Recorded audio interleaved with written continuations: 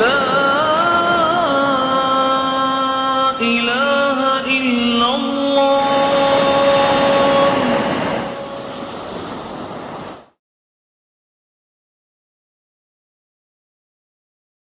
بسم الله والصلاة والسلام على رسول الله وعلى آله وصحبه ومن والاه.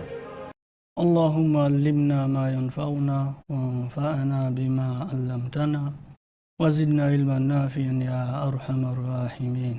السلام عليكم ورحمة الله تعالى وبركاته. After extending to you the best salutation of time, a salutation of peace and love to people around the world, regardless of faith, race, nationality, and tribe, this is how I welcome you again to another edition of Call to Islam, the program that comes up every Friday on AYV TV, channel 33, and online as well at www.ayvnews.com.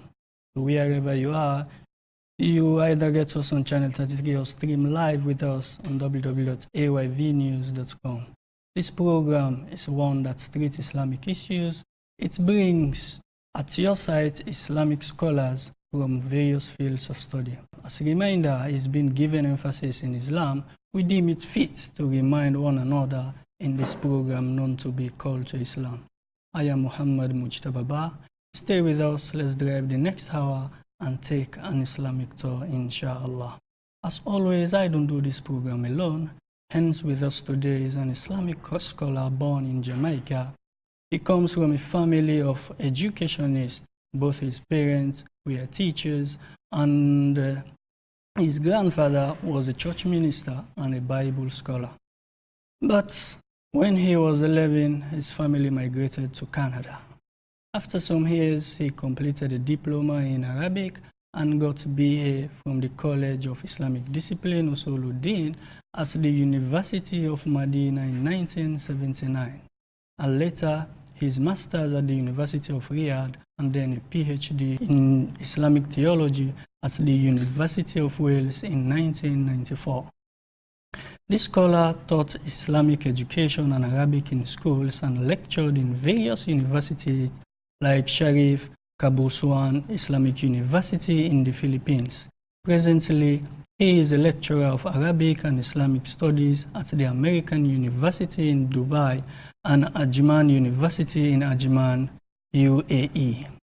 He has founded and directed many Islamic organizations, including what is now known as Discover Islam and the Foreign Literature Department of Dar al-Fatah Islamic Press in Sharjah, UAE, and also the founder and chancellor of the Islamic Online University. He is among the globally known Islamic speakers and lecturers of this time. There is no time to waste. There is no time for holidays, says this man, when you realize how little time there is and how much work has to be done for Islam. The great man is Sheikh Dr. Abu Ameenah Bilal Philips. Assalamu alaikum. Wa alaikum salam wa rahmatullahi wa barakatuh. Doctor, welcome to AYV Television. Welcome to Sierra Leone as a whole. Alhamdulillah, my pleasure to be here. I'm happy Allah has given me the opportunity to visit Sierra Leone again. This is the third visit, actually. Okay. Alhamdulillah. Well, viewers, inshallah, we are going to learn a lot and increase our Islamic grip. We need to know that Islam is not a part-time job, but a full-time one, which resignation comes only when you leave the world and head for the hereafter. Inshallah, wherein you will get salary. May Allah give us a handsome reward. Not wasting any time, Dr. Bilal Philips, I need to go personal for now. Were you born in Islam? No, I was born in a Christian family in Kingston, Jamaica. Jamaica. MashaAllah. So how do you come to meet Islam? Well, that was a journey, of part of my life. As you mentioned, my family migrated to Canada. I grew up in Canada. And in university, I got involved in politics, student politics, and from that, actually, I went from Christianity to communism. believing that communism had the answer to problems of the world, and equality between people and just distribution of wealth and all these other types of things. Okay. But after being a communist for a number of years, I came to realize that communism really wasn't the answer. And that led me then to look elsewhere. And at that point in time, I stumbled upon Islam as a proper teaching, because I had come across Islam in the US, in a group called the Black Muslims, or the Nation of Islam. And Farrakhan is now the person in the US who continues to espouse those ideas. But they weren't true teachings of Islam. So I wasn't interested in them at all. But when I found real Islam, proper Islam, and I came to realize that all of the things that I was looking for in communism, and the things that I respected in capitalism, which communism had thrown aside but was not really able to function without, these things existed in Islam. The good elements of communism was there in Islam. Okay. And even, the good elements of Christianity in terms of, teachings of spiritual nature, which deal with being good, recognizing God in your life, and living a righteous life, and these types of things. They were all there in Islam. Islam had a system, a system of economics, a social system. It was a series of systems. It could fulfill the needs of society from all aspects. So when I read enough and talked with enough people and became convinced that this really was the answer, this is when I decided to become a Muslim back in 1972. 1972. Before you were born. Indeed, before I was born. So, mashallah, since you're a Muslim, are there trials that you've encountered, or things are just well? Well, of course, as a Muslim, you're going to encounter difficulties. Myself, coming from a non-Muslim background, adjusting to Muslim practices and, learning them. One of the things that drove me to study Arabic formally was because of the fact that in my first year of Islam, when I met Muslims from so many different places, I had a friend who was from Ghana, one from Morocco, another one from Egypt, one from Pakistan, and each person had, different twists, different understandings, different ideas, and that's what sort of drove me to want to go and find out, well, what really is the original teachings, So these were amongst the trials that a new Muslim tends to face when he or she comes into Islam, that they may hear cultural Islam as taught by the various cultures that they are surrounded by, and it may become a bit confusing if you don't find out or meet people who can give you a good, clear picture of what Islamic teachings are. Okay, so the solution to that is to get in and study Islam as well. Yeah, and to try to get it from the source. Okay. Because of course you can pick up books. Maybe these books are also written by cultural, individuals writing it from their culture or their school of thought or whatever. You need to get in. If a person really wants to know, what the teachings of Islam are, they need to get to the original sources and read and study and get a correct idea of what the teachings are. Okay, so how can one get to know these original sources? Well, now, it's available in English. I mean, of course, the Quran, as you have here, this is an English, Arabic version of the Quran. The Quran represents the book of Revelation, which came to Prophet Muhammad. May God's peace and blessing be upon him. And it's still here. You can now read it and see what was that revelation. Now, if I were to ask you, for example, as a Christian, can I see the gospel of Jesus? Not the gospel of Matthew, Mark, Luke, and John. I want to see the gospel of Jesus. What was revealed to Jesus? Nobody can provide you with a book to get you, to know the sources. Where did it all come from? It's not available. It's lost. So, alhamdulillah, in Islam, that's available. If you want to know, You know, what did the Prophet himself, may God's peace and blessing be upon him, say? What did he teach? How did he live his life? And how did he guide us to live our lives? And you have books of hadith, which compiled the various teachings that he gave, you know, accurately compiled. So you have access to where the religion and all the practices originally came from. So you can now compare between what people are doing today and what was taught then, you know. Alhamdulillah, for the most part, I would say that the fundamental teachings, you know, the 5 pillars of Islam, praying 5 times a day, fasting in Ramadan, Hajj, you know, giving zakah, which is the compulsory charity, I mean, that hasn't changed. That's exactly the same as it was, virtually. It's no change. Okay. But in terms of people's day-to-day social practices, you know, there have been changes. As Islam spread to different parts of the world, people came into Islam and brought in with them some of their own cultures. Okay. And then in time, people were not able to distinguish between what was their original culture and what really was Islamic teachings. So this is some of the difficulty that a person who newly comes into Islam may face. Okay, I think the solution here is only for one to really get into the field of knowledge and learn Islam. Alhamdulillah, the great man with us today is Dr. Bilal Philips.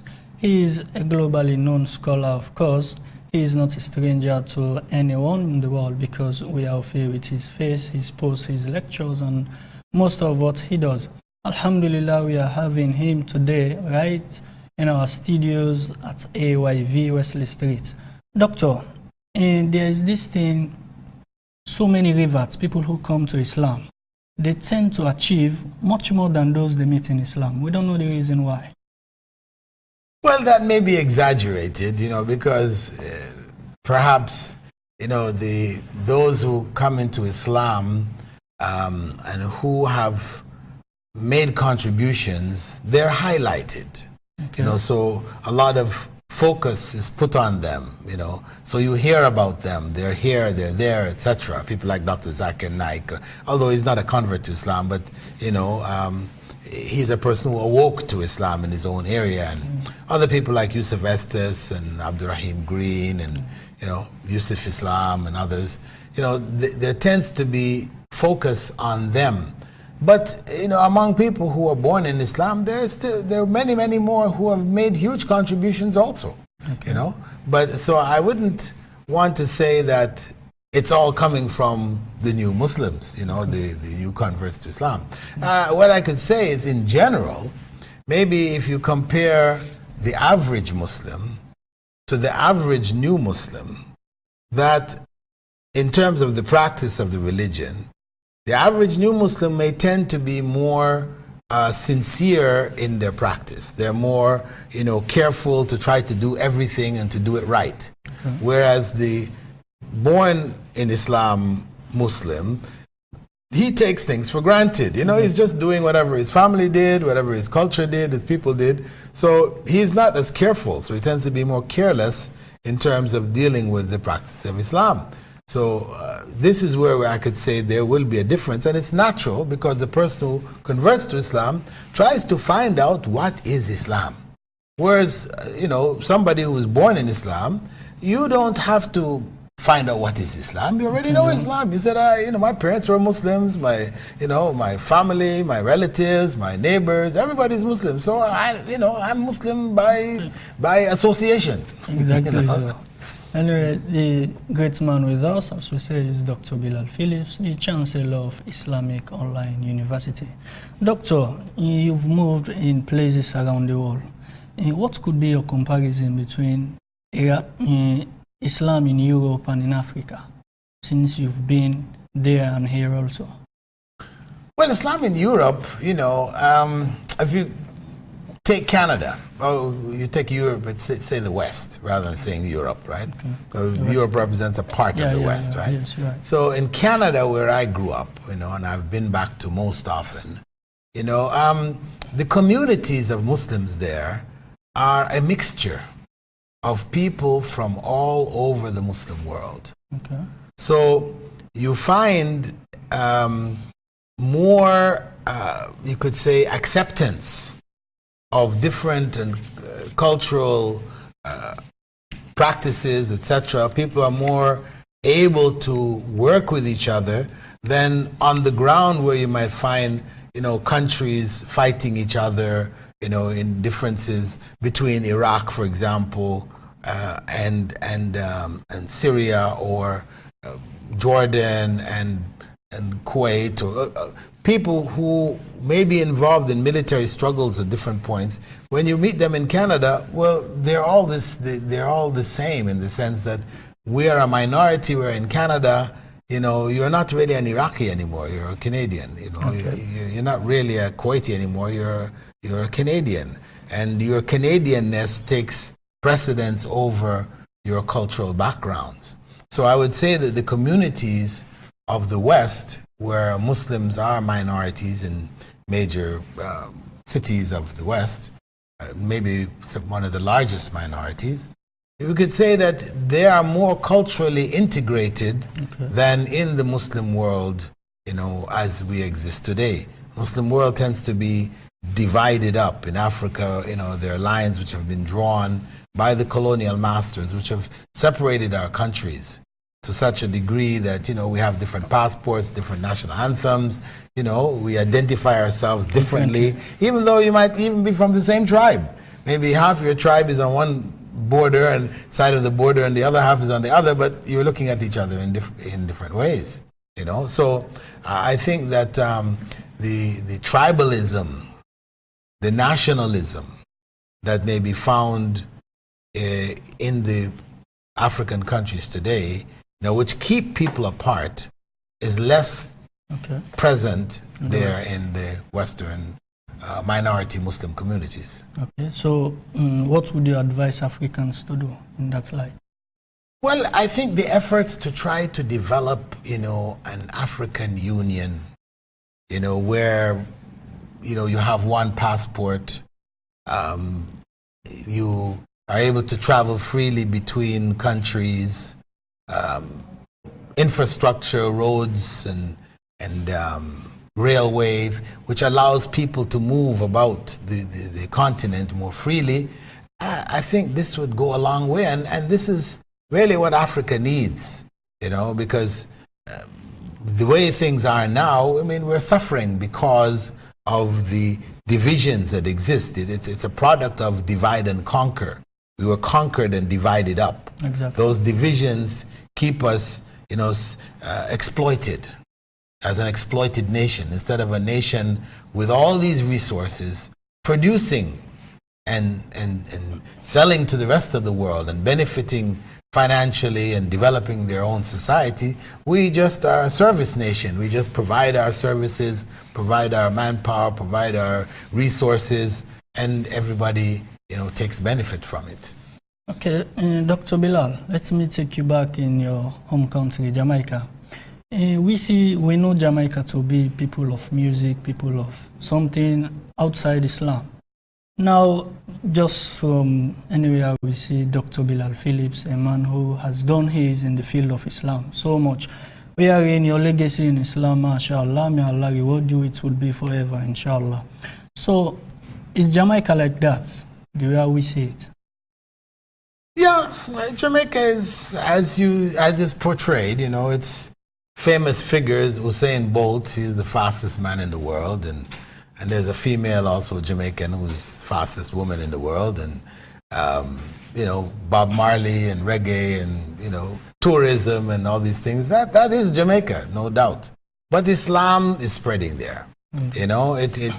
When I accepted Islam back in the 70s and I went down to Jamaica, I could hardly find any Muslims in Jamaica at all. I only ran into maybe 2 or 3. Now there are thousands, and there are mosques all over Jamaica. So time has passed, and knowledge and information about Islam has spread. Many people, actually, Jamaicans, find Islam in other locations. They go to the UK, they go to the US, and they come across Islam there and they bring it back to Jamaica. So a lot of it came that way. Okay. So in the long run, we would see Jamaica, inshallah, to be coping with Islam. Yeah, I think Islam will play a bigger and bigger role in the future of Jamaica. I mean, it's still a minority. I don't see it as going beyond minority position. It's never going to become an Islamic state. I wouldn't expect that. But it's a sizable minority that's growing and will have an influence, in the future on the development of Jamaica. Okay, Dr. Bilal, there are so many propaganda going out there about Muslims, Islam, Islamic scholars, onto the recent one with Dr. Zakir Naik, wherein he was alleged that he is having issue with the Dhaka attack. So how are you the scholars, the Islamic scholars, how are you coping with the media pressure? Well, the media, is the biggest source of false information about Islam. Islamophobia comes from the media. It's a product of the media. The media has created false impressions, fears, etc., highlighting and overemphasizing minor issues, blowing them out of proportion. What can you do? What can anybody do? The only way is for Muslims to be more and more involved in media, and I encourage people all the time, Muslim communities, to take part in media, to write, to become journalists, get our voice heard. The internet is a major, leveling field for everybody, because anybody can write anything on the internet. Yeah. And alhamdulillah, I have over 5 million followers on my Facebook page. So, when issues come relative to myself, I can say something. At least 5 million people will hear it, and they can spread it to another 5 million, whatever. So that's my part. That's what I can do, And being on programs like this also to help clarify these false impressions, false information, which are out there. Okay, so what's your relationship with those scholars, the Dr. Zakir Naik, the Mufti Minki, Asir Qadri, and the rest of them? Well, we're close friends, Dr. Zakir Naik, of course, you said on Peace TV, I do programs for Peace TV on a regular basis. Those accusations against him are totally false. In fact, the media in India was forced to take them back and apologize and all these other kinds of things. But usually, we don't see the apologies and the taking back and all this. We only see, in the media when the attack comes. This is the problem, But we're friends, we're close friends, we share programs, we do things together. Okay, mashallah. Alhamdulillah, we are having today with us, right on Call to Islam, Dr. Bilal Philips. He is the Chancellor for the Islamic Online University. He came on tour in Sierra Leone, alhamdulillah. We appreciate his presence, and we are looking forward to seeing him very frequently, all the time, I could say, inshallah. Doctor, so since you came in Sierra Leone, what is your assessment? How do you see Islam here? Well, there's a huge potential. I mean, Muslims are the majority, though they don't have really a presence, in the political, economic, social atmosphere of the country. They're very much in the background, and they do need to play a bigger role. We have issues here, especially in the areas of education. This is why I came to Sierra Leone in the first place, was to promote my university's options for the disenfranchised youths of the country, whether Muslim or non-Muslim, but to provide for them the opportunity to get access to higher education, which they normally wouldn't have. So there is a huge need in the country as a result of what happened in the war, civil war of the past, as well as the Ebola and the effects of Ebola and wiping out families, so many orphans which produced, having no means to fend for themselves. So there's a huge need in the country. And I felt that, my university has so much to offer to the country that, it was obligatory on me to try to do something here. Some of my classmates, when I studied in Medina University and in Riyadh, were from Sierra Leone.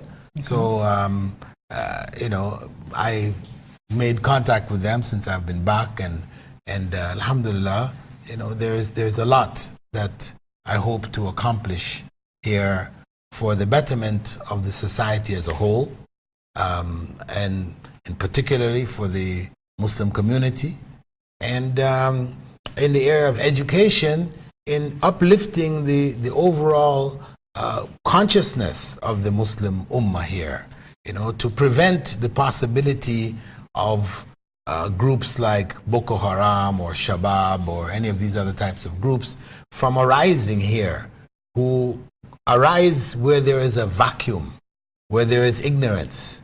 They play on people's emotions and draw them into acts which are, you know, against society, acts of terrorism, etc. All of it in the name of Islam. Yeah. But they can only succeed where people are ignorant. Where people have a knowledge of Islam, they have a background, then they are not able to promote their ideas. So, alhamdulillah, we've heard that. Let's say Islam and politics. Now, for instance, in Sierra Leone, most of our Islamic scholars tend to shift far away from politics, thinking it is evil, it is something that will take them off Islam. What would be your advice in that field? My advice would be that, you know, a righteous Islamic politician, you know, is needed. Okay. That people can see that one can be a politician and be an honest politician, you know, looking after the needs and the rights of people, you know, and be known, you know, as the incorruptible, the uncorruptible politician. You know, that's what we need. We don't need Muslims who will come into politics and be corrupted by politics, because then you're just like everybody else, you know. So we need, because that is the example that the Prophet, may God's peace and blessing be upon him, left. He left for us the example of honesty and trustworthiness. He was known as Al-Amin, the trustworthy, the honest. So we need to bring that aspect of Islam, this aspect of character, back into the forefront so people can respect Muslims again. Okay. So we don't need to stay back, live in politics with the non-Muslims? No, that is foolish. Okay. That is foolish, because, you know, politics is the running of the country. And Muslims, being a majority, should play an active part, should be, you know, represented in the government, you know, by their numbers, or representative numbers should be there to be able to express their points of view. But we do need to have, you know, honest and reliable politicians. Okay, we do need to have honest and reliable politicians, says Dr. Bilal Philips. MashaAllah, we are having him live at the AYV Studios, Wesley Street. Inshallah, we are going out for a break. Let's take a look at this video, a very interesting one that would send a message to you that we would discuss later on, inshallah. Stay with us. We are here, Call to Islam. Stay with us. Let's go out for a break. We'll be back, inshallah. Islamic Online University. Changing the nation through education. Register now and get started. Visit www.iou.edu.gm for more details. Assalamu alaikum wa rahmatullahi wa barakatuh. Welcome again. The program is Called to Islam. And today with us is the man himself, Dr. Bilal Philips, a globally known Islamic scholar and the Chancellor of Islamic University. Doctor, without wasting any time, you are the Chancellor of Islamic University. How does this come about? Well, Islamic Online University is a product of some years of my own development as a university professor, founder of Islamic Studies departments in the UAE, setting up my own university also in Chennai, India, and working with universities in the Sudan. That culminated in the online presence of university level education, which was missing. There was a vacuum. There are a few universities available, but not accessible to the masses of the people. So when I realized that the need was a global need, I had been working locally. I had worked in the UAE for years. I was in Qatar working there also on a university level, running university programs. I worked setting up the university in Chennai in India. You know, these were all localized. So, or you could, in India it was sort of national, but I wanted to go international. I wanted to be able to reach a much wider audience. So the online route is the only route. It was clear ahead of me that I needed to take that route. Okay, so what's the current capacity of IOU? Well, right now we have 260 plus thousand students, 260,000 students. You know, we have average about 100 new students signing up with us every day. Every day, 100 students? Yes. MashaAllah. So throughout the year, people sign up? Yes, it's throughout the year. As I said, every day, 365 days a year, we have an average of 100 students joining. So we have approximately 36,000 new students who register every year. MashaAllah. So what courses do you offer? We're offering not only Sharia, because of course when people hear the name Islamic Online University, they see Islamic, they think, oh, they must be studying Quran and Hadith and Arabic. You know, it's Islamic studies, Sharia. This is what's expected. Well, it is true, we did begin with Islamic studies. In fact, when we started the university in 2007, we started it as a free diploma. You know, we offered a free diploma in Islamic studies just to spread general knowledge around the world. And we've kept that free diploma program going because until now, I mentioned we have about 260,000 students, but really 254,000 of them are in the free diploma. Okay. There's only 6,000 students who are actually paying fees for undergraduate programs. Okay. So what you asked me about was the different programs we're offering. So we offer Sharia and we offer it in English medium. So this is what's unique because you can find other Sharia programs available in Arabic online also. But we're teaching in English medium, being the global language. And added to that, we teach Arabic. Students have to learn Arabic also. But it's basically English medium. And we started off, as I said, with the program for Sharia or Islamic studies. However, in 2014, when our first batch of students graduated, and we had, for the first time in history, a university graduation online. MashaAllah. Where students received their certificates, you know, valedictorian addresses were given, guest speakers were there, thousands watched as students graduated online. So we made history on that date in 2014. At that same time in 2014, we added 3 new courses, in one bachelor's in education, a bachelor's in psychology, and a bachelor's in Islamic banking and finance. And in 2015, we added also a bachelor's in business administration and a bachelor's in information technology. And this year, we're adding also a bachelor's in Arabic language for teaching Arabic to non-native speakers of Arabic. Okay. So in the clear context, IOU is not only meant for Muslims? No, it is open for any and everybody. Okay. Are there Sierra Leoneans? Yes, we have some hundreds that have registered already, you know, and so we had a graduate, you know, from Sierra. We had more than one graduate, and he, alhamdulillah, he was accepted in a university in Russia. He's currently doing his master's there in Russia. MashaAllah. So are you having tutors also from Sierra Leone?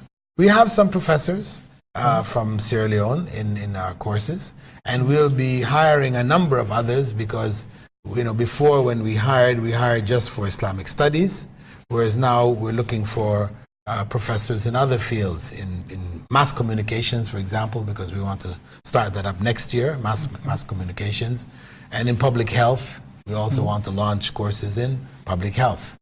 Okay, mashallah.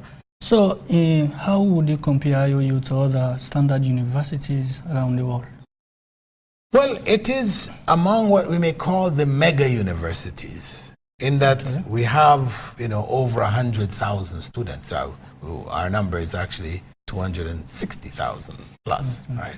So from that perspective, we are in a small group of universities that may be called mega universities. But beyond that, we are unique in the sense that all of the courses that we teach are taught from a comparative perspective. We're not taking from the field of education, for example, just whatever is taught in conventional universities, whether here or in the West. We're taking that, looking at it, judging it, analyzing it, comparing it to what Islam teaches, etc., so that the students will get a feel for what that particular discipline has to offer society, and to be able to choose what is the best way in which that may be delivered. So we have a comparative, critical thinking approach to our studies. Okay, mashallah. Meaning you just don't offer courses for the sake of offering. You scrutinize them with the perspective of Islam. Yes. Mashallah. So what's your plan in the future, inshallah, for IOU? For IOU here, we are in the process of gaining accreditation in the country with the TEC. We've already gotten accreditation from the NCTVA, which is for offering the diploma and certificate level courses. We're now working on the next level. And we plan to partner with other educational institutions around the country to be able to bring university education into high schools. Okay. Where you have high schools where students are graduating and they are in other parts of the country like Bo or whatever. They don't have a means to come here to Freetown, or they can't afford it. Then we want to try to develop learning centers in such institutes where the students can just continue their education into university level education using online study. Okay, mashallah. As you've said, IOU is among the mega universities. So what does it cost me if I want to enroll to IOU? Well, IOU is also perhaps the lowest costing university in the world. Lowest? The lowest. The student pays only $70 per semester, registration fee. Not per class, but per semester. That's $140 per year. That's $560 for an accredited bachelor's degree in the fields which I mentioned. Okay, mashallah. This is a blessing. IOU is a blessing, mashallah. We thank Allah for sending for us Dr. Bilal Philips, because he is doing his in the field of Islam and in other issues around the world. We appreciate that so much. May Allah handsomely reward you. So if one could want to contact people from within Sierra Leone, are you having any contacts here whom are working on your behalf? Yes, we have on 8 Stewart Street, we have a branch office that is being set up there. Where? On 8 Stewart Street. Stewart Street. Yes. Okay. And we have a representative here who is the registrar of the campus that we're developing there. And his contact number is 0768 47100. He may be contacted on that number, or 088 027 334. So we can get further information through those numbers. We're setting up a full operation there on Stewart Street. Over the next couple of weeks, the place should be in full operation, and we welcome people to contact us. Or, as you saw in the ad that came previously about the Islamic Online University, you just have to go to the online site and register. Okay. Because we are accredited in Somalia. We are officially accredited by the Ministry of Higher Education in Somalia. You know, our name is within the list of UNESCO recognized universities, accredited universities in Africa. MashaAllah. So, Dr. Bilal Philips, time is against us now. What would be your final say? Well, my final words to the people of Sierra Leone to uplift this country through spreading education, knowledge, which will help to develop a more productive, youth-oriented society. Because we know that Sierra Leone, like the other countries of Africa, have a preponderance of youth. 60–70% are young people, which is quite different from the West, where it's the opposite way around. This is an advantage for the development of the country, but the youth need to be properly educated so that they can contribute to the development of the society. So we need to all put our hands together, you know, and help. Those of us that have means need to provide scholarships and help these young people, you know, uplift themselves and uplift the society along with them. So that's my final words, and also for those of you that have misunderstandings about Islam and, you know, what you've been fed in the media, find out yourself from Muslims. Just sit down with them, discuss with those people who have some knowledge, and get clarity, you know, because what we are about in Islam is what everybody is seeking, a peaceful and secure country where we can raise our families in the best way, respecting each other and working together for the overall future of the nation.